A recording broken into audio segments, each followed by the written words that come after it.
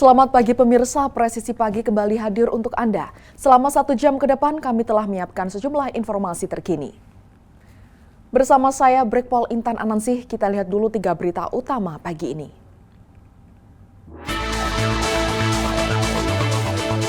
Satuan Reserse Kriminal Polrestabes Palembang, Polda Sumatera Selatan berhasil menggagalkan upaya penyelundupan benih lobster yang rencananya akan dikirim ke Provinsi Jambi.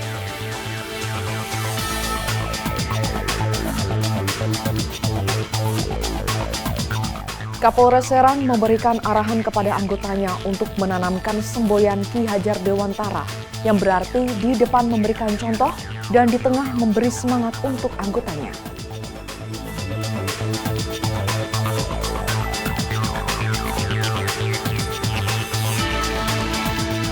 Komitmen mendukung program ketahanan pangan terus ditunjukkan oleh jajaran Polsek Rantau Pulut.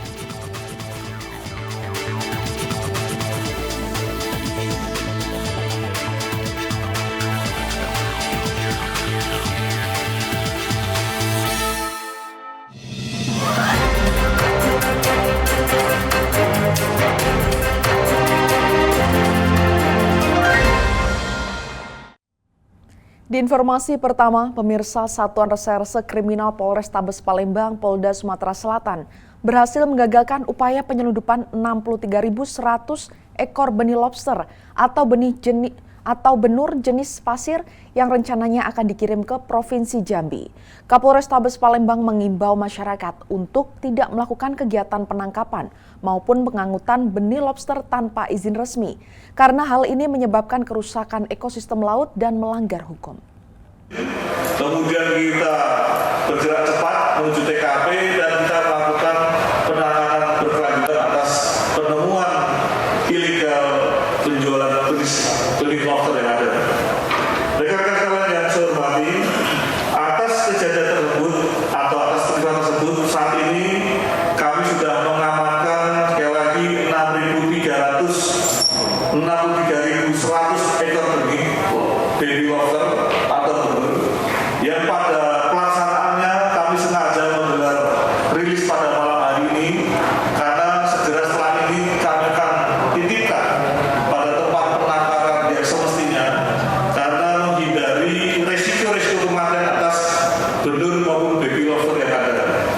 Tentunya ini akan menjadikan satu perhatian utama karena barang bukti ini menjadi barang bukti utama yang akan kita lakukan penyitaan dan tentunya nanti secara administrasi akan buatkan berita acara termasuk permohonan penitipan barang bukti yang ada guna untuk proses persidangan di pengadilan maupun tuntutan kejaksaan.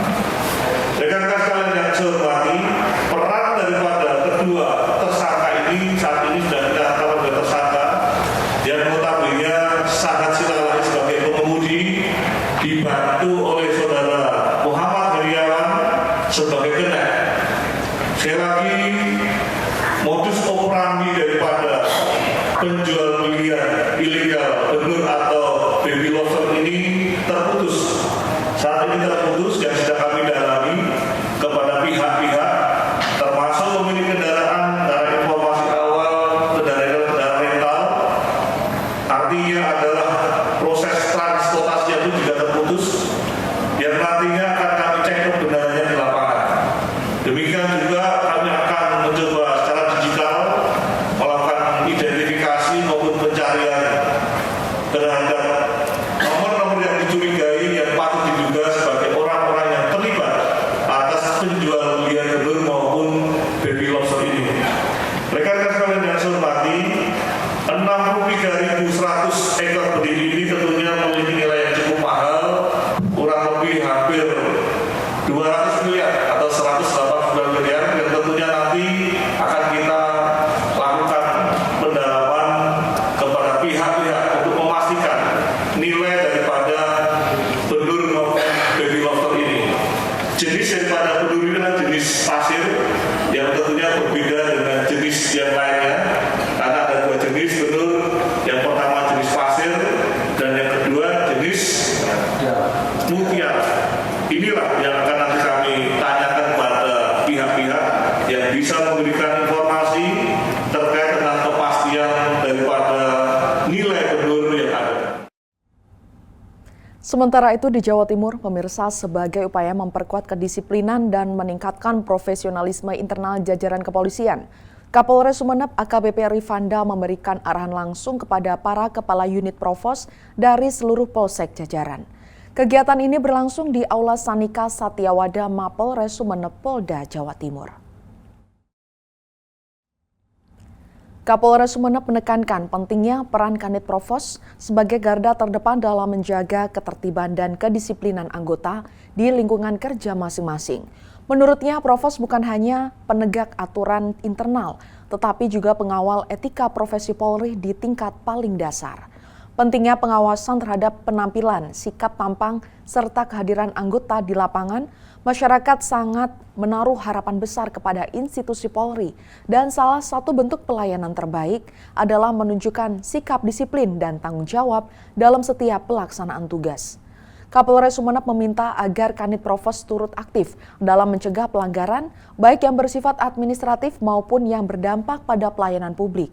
Kapolres Sumeneb menginstruksikan agar seluruh jajaran tetap menjaga netralitas, menghindari gaya hidup hedonis, serta tidak terlibat dalam praktik yang mencederai kepercayaan masyarakat.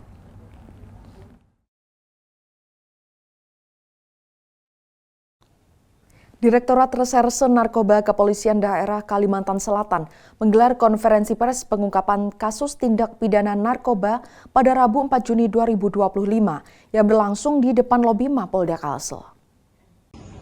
Assalamualaikum warahmatullahi wabarakatuh. Selamat pagi, salam presisi.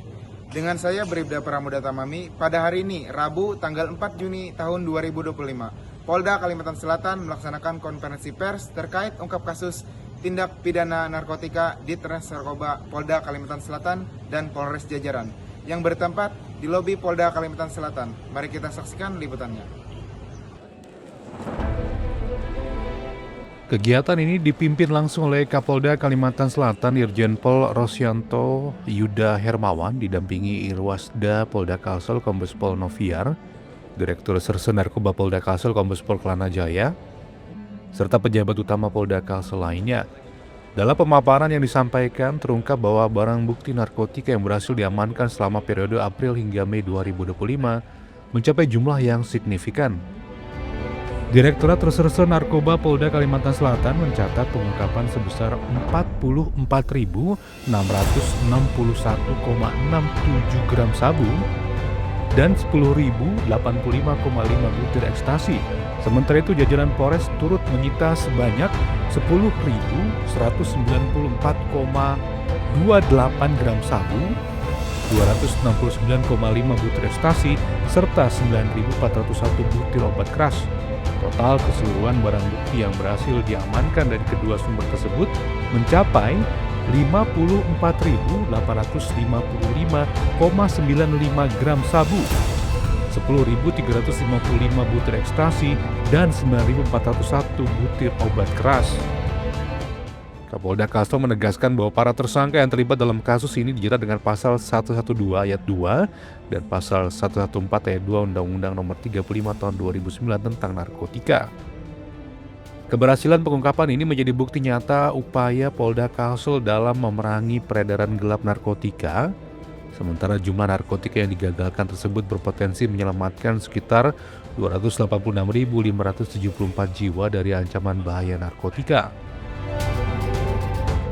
Selain itu, keberhasilan ini juga berdampak signifikan terhadap penghematan anggaran negara yang diperkirakan mencapai 1.432.870 juta rupiah dalam bentuk biaya rehabilitasi ketergantungan narkotika.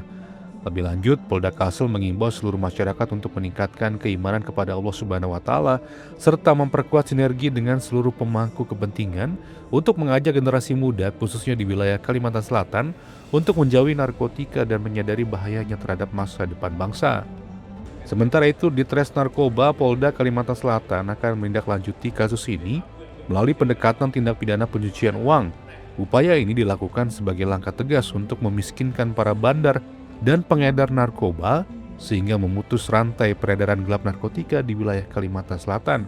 Dari tim Humas Polda Kalimantan Selatan melaporkan untuk Polri TV.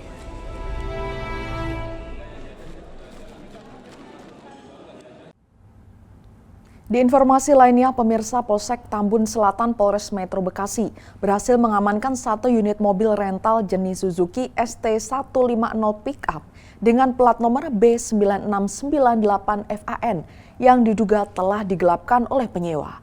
Mobil tersebut ditemukan di wilayah Buah Batu, Kota Bandung pada Rabu 4 Juni 2025. Pengungkapan kasus ini bermula dari laporan warga bernama Imron Rosadi yang melaporkan dugaan penggelapan mobil miliknya ke Polsek Tambun Selatan pada Minggu 1 Juni 2025. Sebelum melapor, Imron sempat melacak posisi mobil melalui GPS yang terpasang pada kendaraannya. Hasil pelacakan menunjukkan mobil berada di daerah Buah Batu, Bandung. Informasi ini kemudian disampaikan kepada petugas Polsek Tambun Selatan.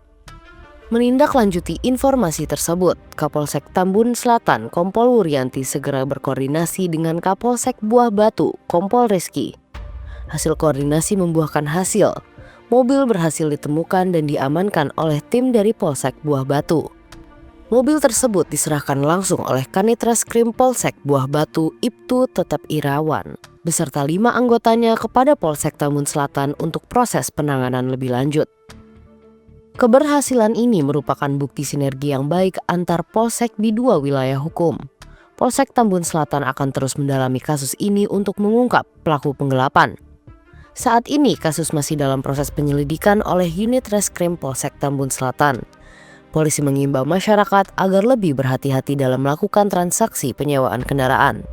Dari Humas Polres Metro Bekasi melaporkan untuk Polri TV.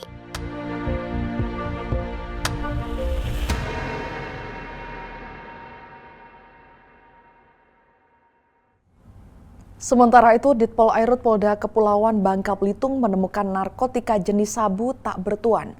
Sabu seberat 12 kg yang dikemas dengan teh Cina tersebut ditemukan di dalam box kulkas bekas di pinggir pantai. Direktorat Polisi Air dan Udara atau Ditpol Airut Polda Kepulauan Bangka Belitung menemukan narkotika jenis sabu tak bertuan di pinggir pantai di wilayah Belinyu, Kabupaten Bangka. Penemuan ini berawal dari informasi warga setempat tentang benda yang mencurigakan di dalam sebuah box kulkas bekas yang terdampar di pantai. Setelah diperiksa, di dalam box terdapat 17 bungkus teh Cina, yang ternyata 12 bungkus diantaranya diduga berisi narkoba jenis sabu, sedangkan 5 bungkus lainnya kosong.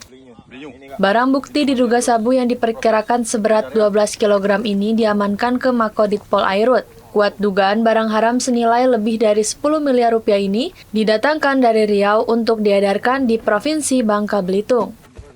Barang yang dibungkus dengan teh, jadi seolah teh, itu ada kurang lebih 17. Hasil pemeriksaan ternyata 12 berisi sabu, kemudian 5 kosong, dan juga ditemukan adalah tempat freezer. Taruh di suatu tempat dengan titik koordinat tertentu, kemudian akan disampaikan dari bandar kepada pemesannya, kemudian diambil.